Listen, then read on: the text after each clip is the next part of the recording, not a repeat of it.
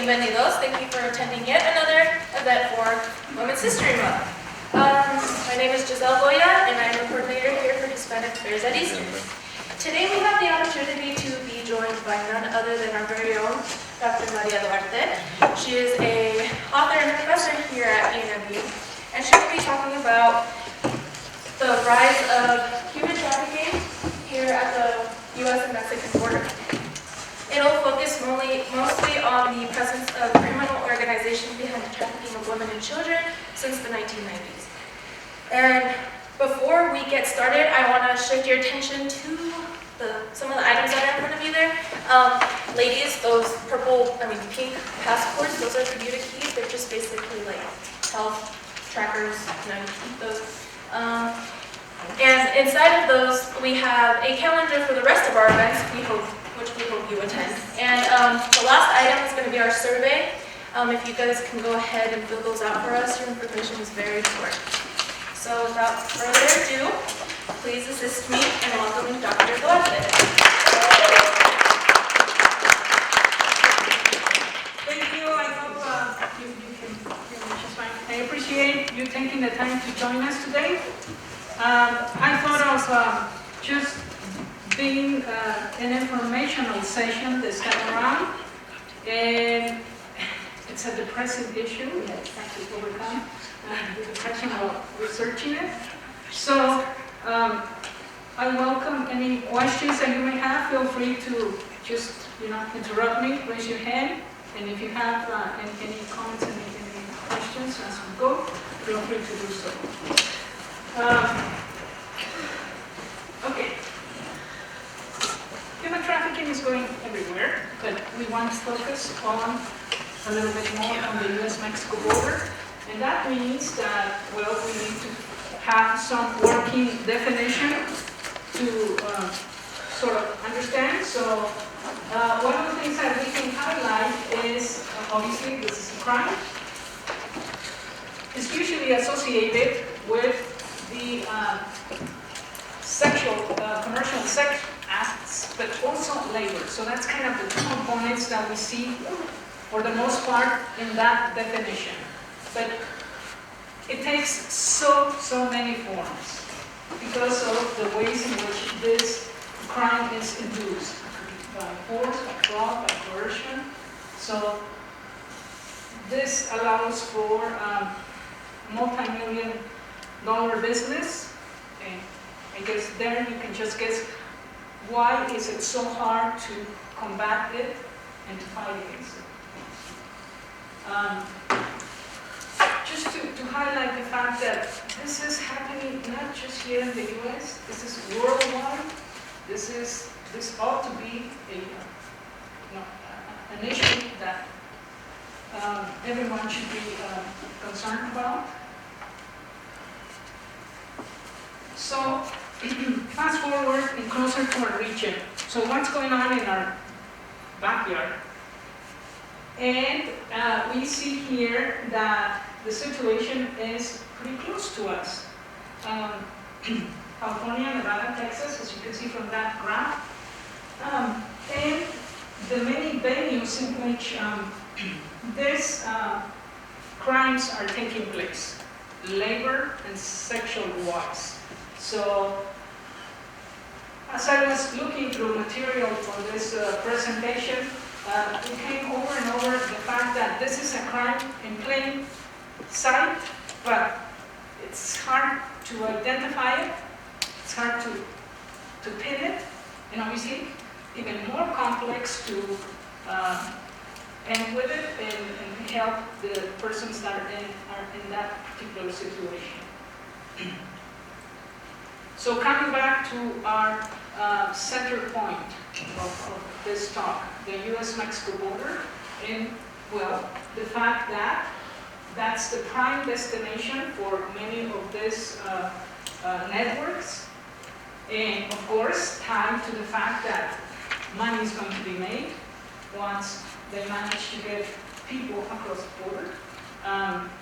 One of the films, if anybody is from Dr. Camarillo's class, I know that you saw this film in your class that had, amongst other things, the fact that human smuggling is such a business that it surpasses combined those major companies. So, I mean, what else can we say?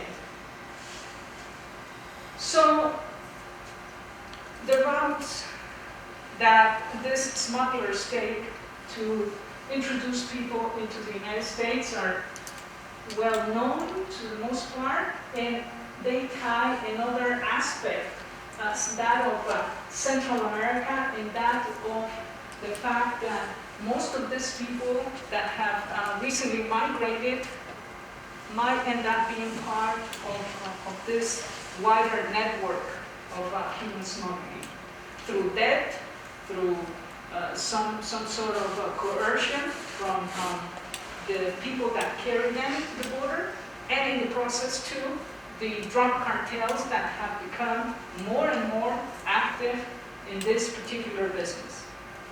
So, as you can see here, the connection with not only the U.S.-Mexico border, but with the Guatemala-Mexico border, which is another point that we need to take into consideration, how our borders are becoming more militarized. Vigilance makes it even harder for people to come across. Thus, you need, or they need, potential migrants need the help of these people that will help them across. In Spanish, they're called polleros, coyotes, people that carry other people across. So this is making the crossing more expensive and putting people into harm's way. I just chose a couple of methods in which I'm sure many of you have heard or come across some of this news.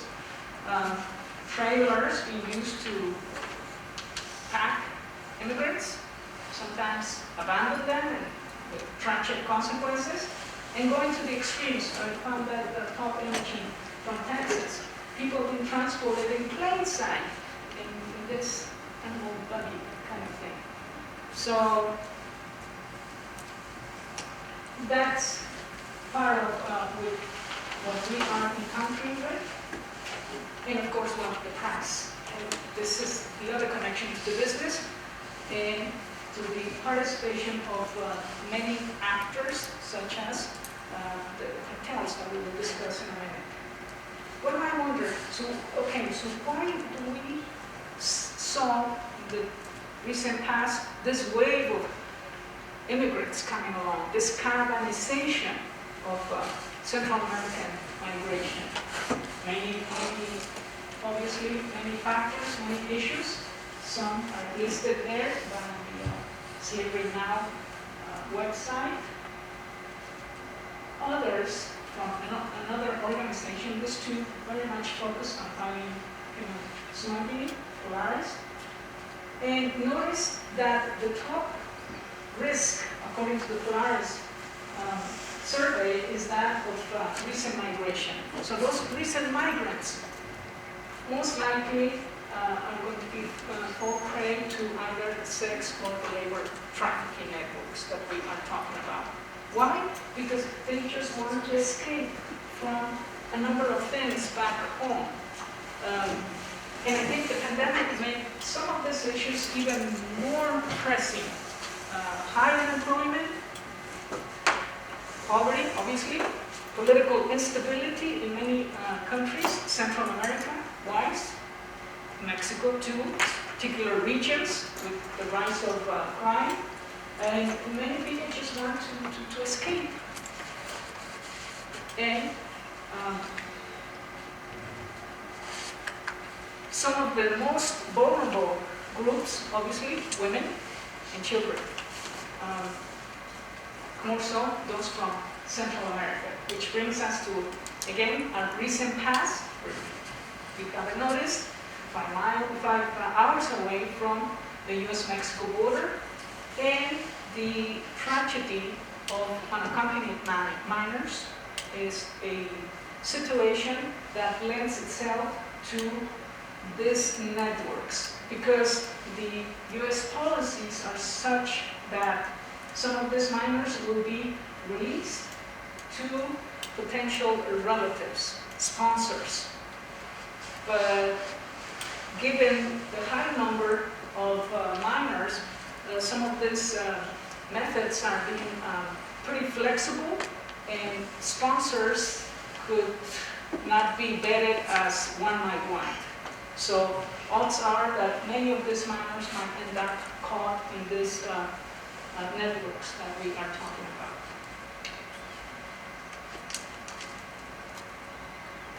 The other group, obviously, is that of women, and this is indeed an uncomfortable reality for many Central American women wanting to cross into the United States, that they have to factor in rape as part of the process of getting into the United States. So we know that some women come with some specific pills, and they take measures because they know what's going to happen. Sadly, many will end up being caught in these sex trafficking networks afterwards as part of their debts that they've incurred by wanting to cross into the United States. If some of these families didn't have a house that they could mortgage their liens to get the money, they owe the money, and how are they going to pay it? So either labor or sexual, and sometimes both activities, or it's the same thing.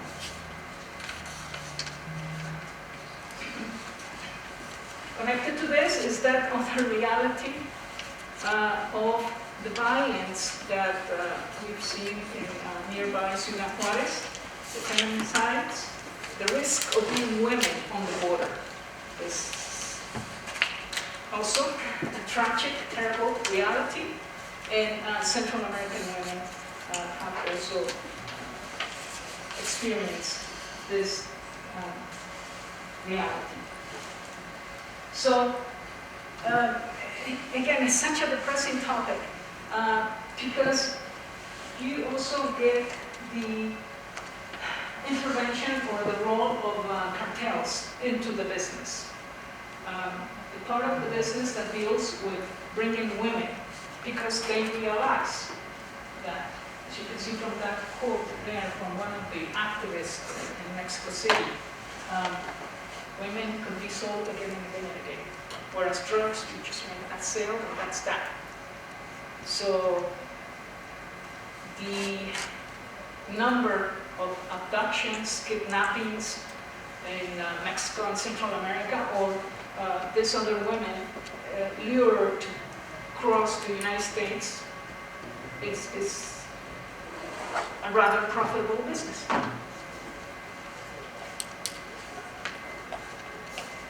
The other point that we need to highlight, I believe, is that there is a lax law enforcement system in Central America and Mexico, perhaps less so in the United States, but there's not much of a risk for those getting involved into this business.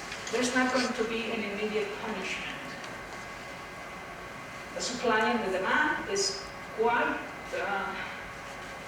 good for this particular business, and some people might say we can end this terrible epidemic of human smuggling if there were no consumers, if there were no clients. So the laws of supply and demand are absolutely a centerpiece of this business. And, well, the business feeds off of the inequalities. As we saw, what are some of the reasons why these people migrate? Poverty, wars, violence, so forth and so on. That's not going to end anytime soon. So it seems that there's a pool of opportunity for those wanting to profit from this particular business. Okay, so enter cartels specifically, and the ways in which they go about abducting people or forcing them to carry drug across the border. And notice the fact too that it can happen to anyone. It's not just Central Americans or Mexicans that we're talking about. It could also be U.S. citizens. It could, obviously, not only minors, but adults. And males too. According to this graph from Polaris, 61% males seem to be trapped into this dynamics led by cartels. We go back to women, and again, the profitable aspect to it, that they usually are found on the northern side of the border in the U.S., working in such places as bars or cantinas. And notice that there's a clear set of routes that pretty much mirror the smuggling ones that we saw previously. But they're also expanding to the Caribbean area, even to Cuba, Puerto Rico, and so forth, feeding the East Coast. So we find ourselves also with these other hubs, transnational hubs, Cuba, Miami, or the Puerto Rico, I don't know, New Jersey or so connection.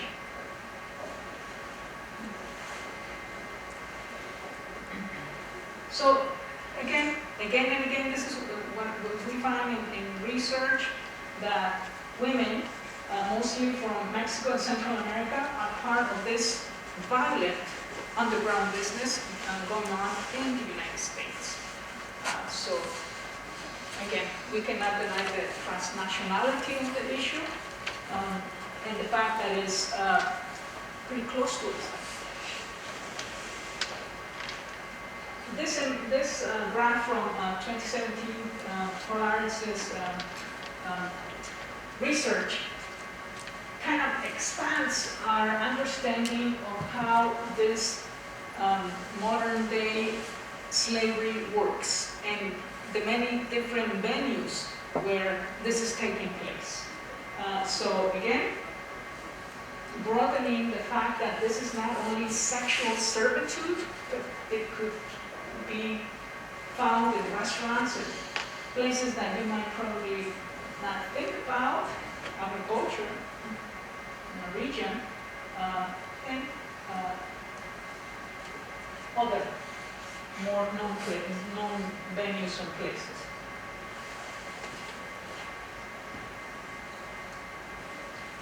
So I now want to switch briefly here to the role of technology and the role of internet. Dr. Camarillo is looking more closely into this. Hopefully he will present to us his findings later on. So how has the pandemic exacerbated this human smuggling issue? And what's the role of the internet? So to start off, don't think that people back in Central America or in Mexico don't have access to internet. For once, there's plenty of use of Facebook and WhatsApp, which are the ones that I'm going to talk about. So this availability of internet for recruiting also affected us, American society, more closely. And according to this organization, again Polaris, during the pandemic, this recruitment increased 22%. So let's look there. How has the internet played a role in human smuggling, and specifically in Mexico? So I have here a couple of pages that I've looked at, and some others that I've picked on from research, and I put the Spanish and English names to them. Most of them are from Facebook. And this, I think, shows us the reality of this media in that there doesn't seem to be any regulation. For all the talk about these platforms, Facebook specifically, that they are very cautious about violence and human smuggling and so forth and so on. I mean, when you see something like smugglers that take people across, I mean, isn't that something that you're setting yourself to commit a crime, sort of? So that last one is it's an interesting one too. The trips to the United States to fulfill your dreams. So notice, I think the audience here seems to be a widespread audience. We take people to the United States. We want to cross the border. So this pages shows us how cartels and human smuggling rings are so flexible, so adaptable to times, using, in this case, well, technology. Also, there's going on in Instagram and TikTok too. So I'm just going to show you a couple of images. Bear in mind that some of these pages just, live on. They are short-lived. They take them right away. But then new ones will come up with similar information. So here you see something. It just, you cannot deny the inventiveness of these guys, right? The American dream is here without Trump. Misinforming people seem to be part of this deal too, and brazenly posting the prices and talking about committing this crime. And giving people options. You don't have enough money, you can walk, you can do this, you can do that. Installment payments. Isn't that interesting? It's a business. We can see clearly. Of course, they're misinforming people, of course. And the things that they post are, again, distorting the political realities as of the new administration, right? This idea that the United States was now accepting political asylum, right? So, father and child, minors, this and that, it's there. And as you can see, some of these people, indeed, they speak English too. So they're using their Google translator, right? Because El Salvador is not transferred into Savior, which is so interesting here. So posting images from the crossing and giving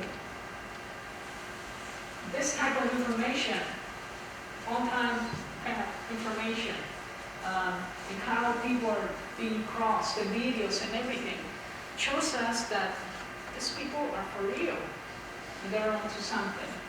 And notice again the audiences. It's Guatemala, El Salvador, Central American people. If you're desperate, we have the services that you need.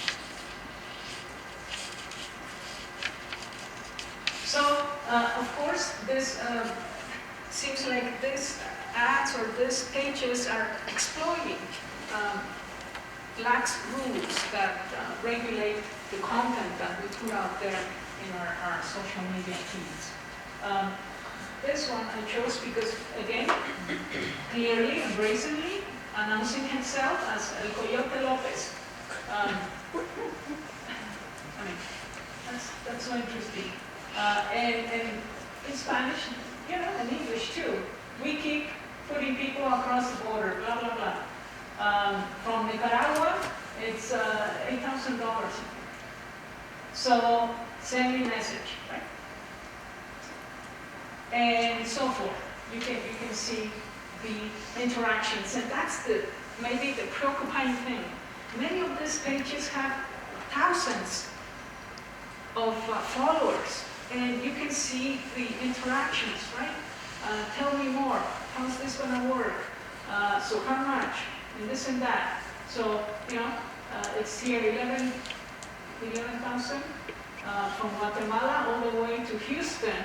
And then once you cross, you'll get a plane from Cancun to Monterey. I don't know. All these details going on in plain sight. So the other thing too is that some of these accounts are linked to cartel members, so there's some connection to some groups such as the Vatos Locos, a group associated with the Sinaloa cartel.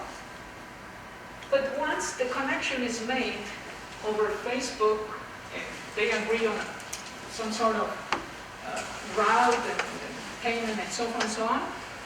Sometimes and often the rest of the negotiation translates to WhatsApp. Send me a private message, and this again, these smugglers don't have any qualms about giving out a specific phone number. It could be changed, obviously. So those are some of the interactions too. And again, negotiation continues, and giving potential clients the assurance that they've done this before and this could be done and they're going to be just fine. So giving even a time frame for when potential clients will be in the U.S. Obviously not telling them all the dark details.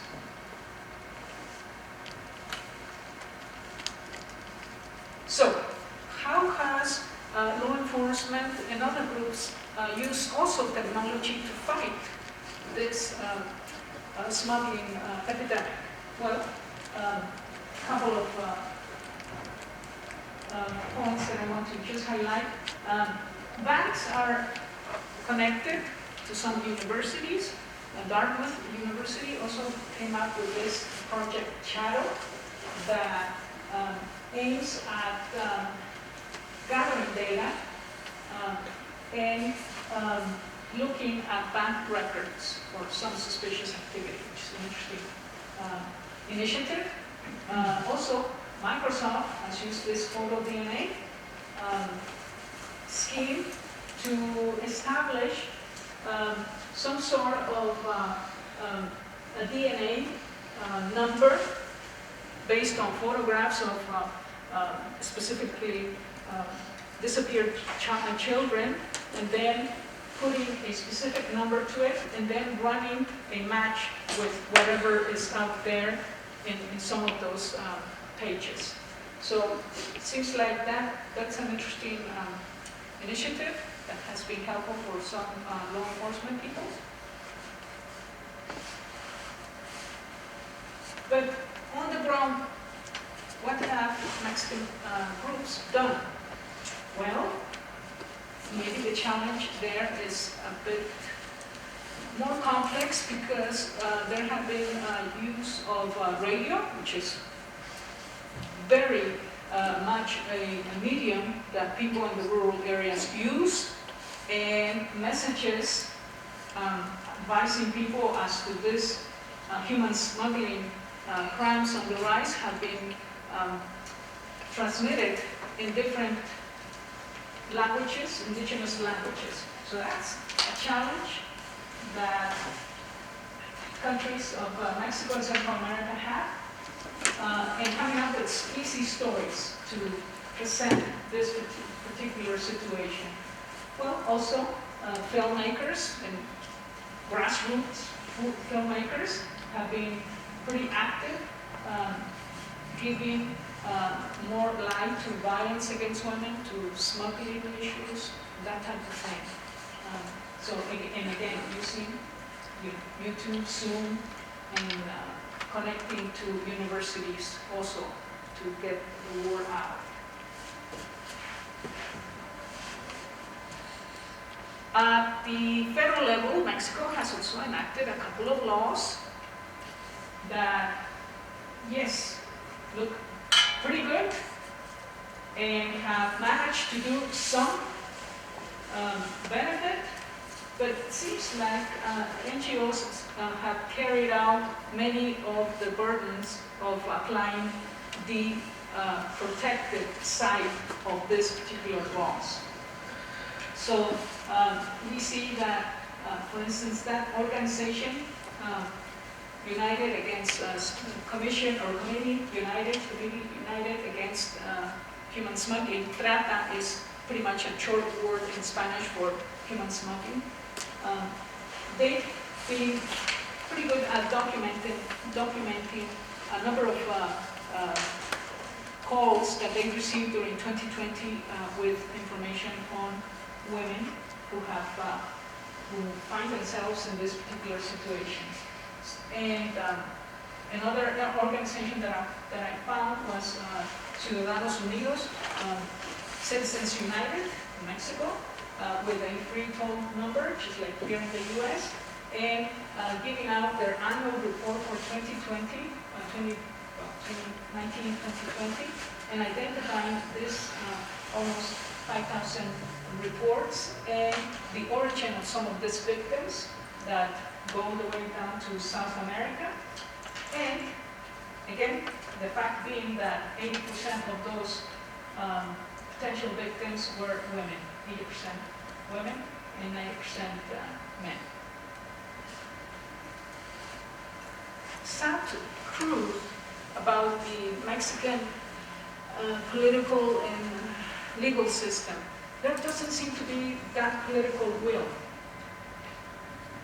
And if we compare what the Mexican legal system is doing in this particular cases, talking about convictions, it's pretty slow indeed. And compared to the numbers in the United States, for instance, in 2014, in Mexico you got 3 people sentenced for human smuggling, whereas the United States had 35, which is such a huge disparity. And then you can see also what went on in previous years.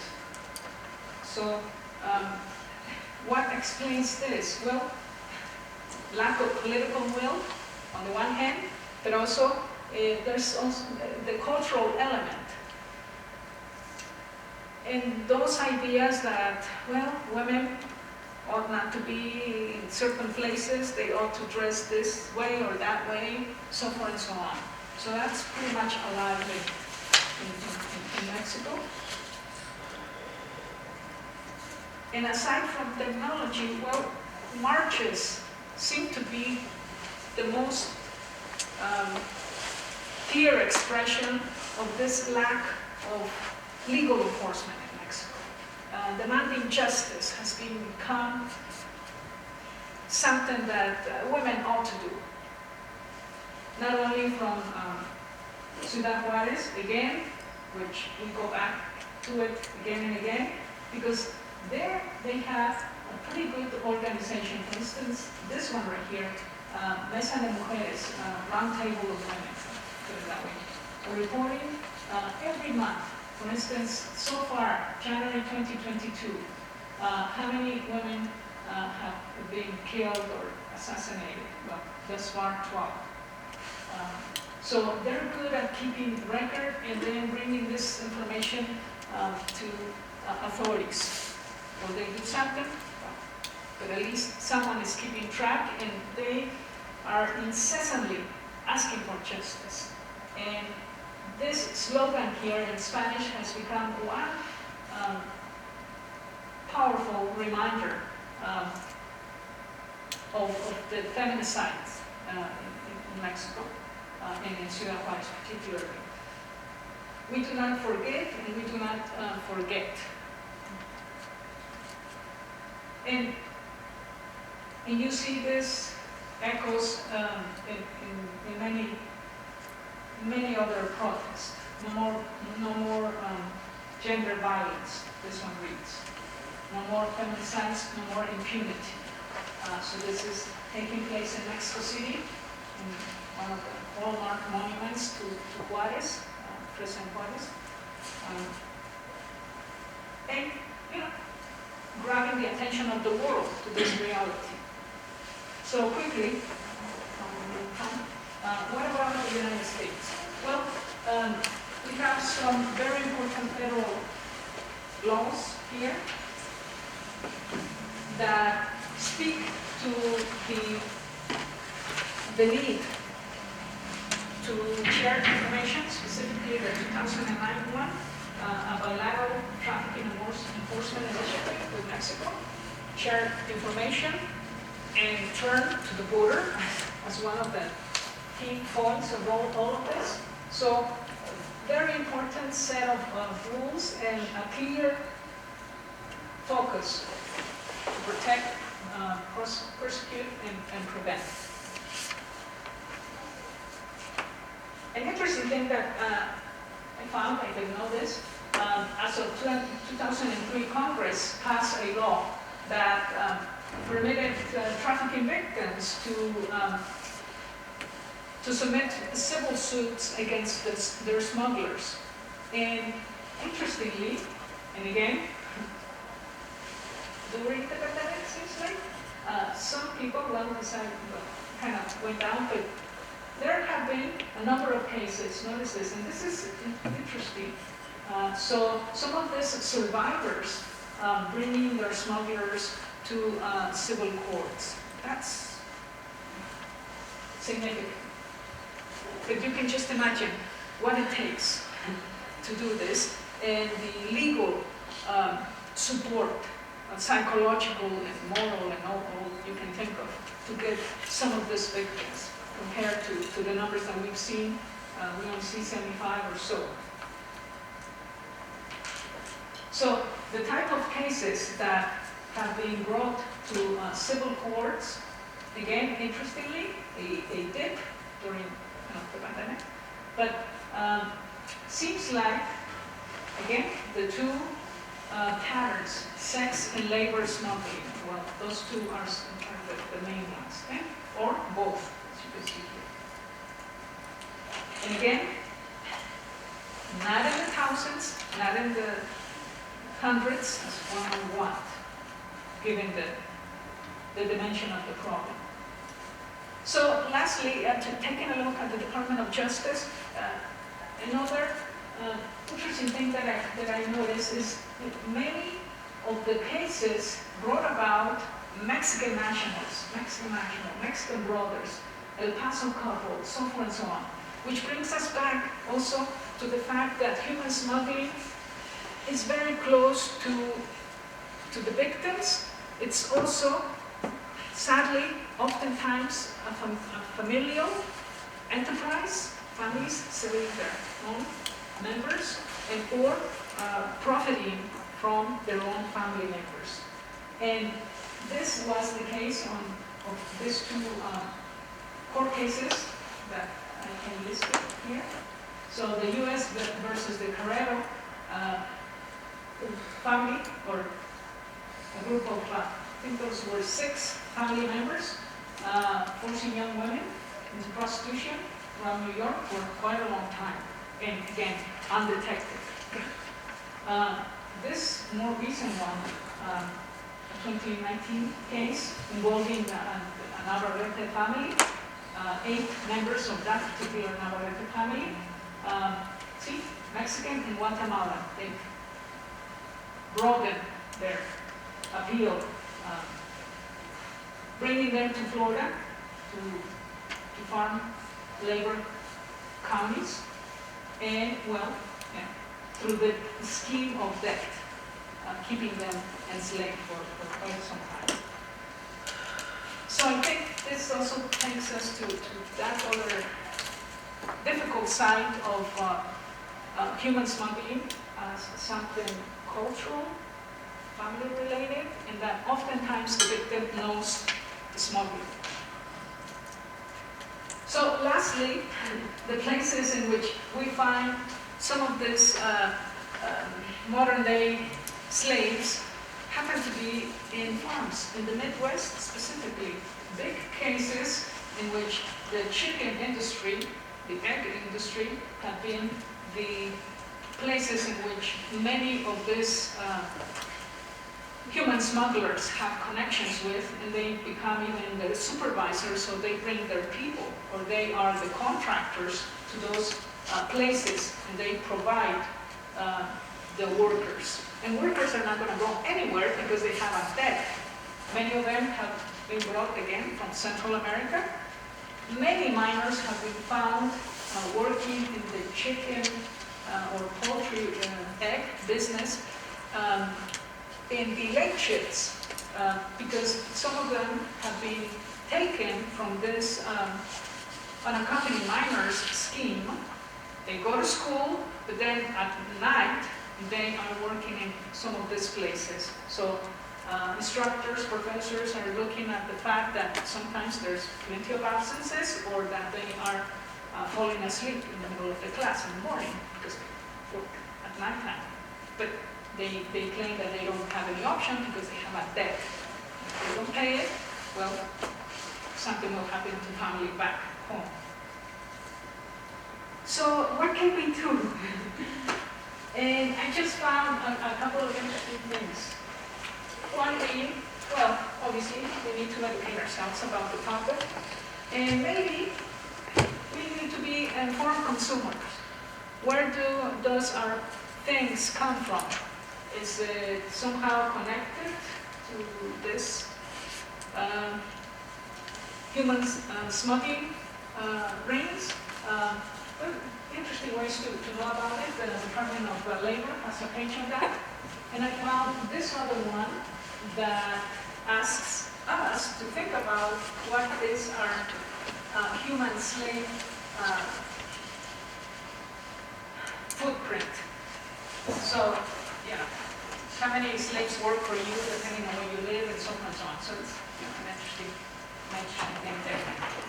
So, just want to conclude then with the fact that, again, this is a crime so visible that we often miss it, that we need to be educated, that the human smuggling or trafficking takes so many forms, and that we can find them in different formats. And maybe just for our young people, because there's another epidemic here in New Mexico connected to the Native American community. We want to stay safe online, those young people. Connect to family, know your worth, your self-esteem, your identity. So this is directed to the tribal identity folks, but I think it's pretty much valid for a young audience here. As much as you can, stay in school, right? Stay away from drugs and alcohol. Visit our counseling center here. Talk to people that you trust. Stay connected. That's another interesting point too.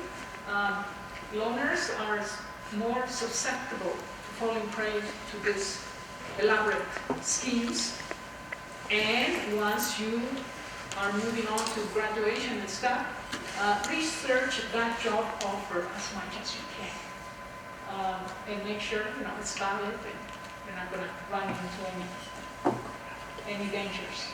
Ask for help. That's the last one here. So with that, let's end in a brighter note, hopefully. March the 8th, marches in Mexico, and there's this pain, this rage, this sentiment of injustice that I think we all feel, not only Mexican, but also speaking to power and coming up with this uplifting slogan and feeling proud of standing up against these issues, and also being sympathetic to our fellow women, that ideal sisterhood. I think that's a very, very important one to think about. And of course, I think we're all on the same side. We want to live in a free world. We want not to be a female equal to a risk factor, like it says here. And I think we all try to do what we can from our trenches. So I'll just leave you, then again, with those staggering figures about the profitability of this business and the fact that we want to do as much as we can, and that this is a problem not only of the legal system, but of society in general. So,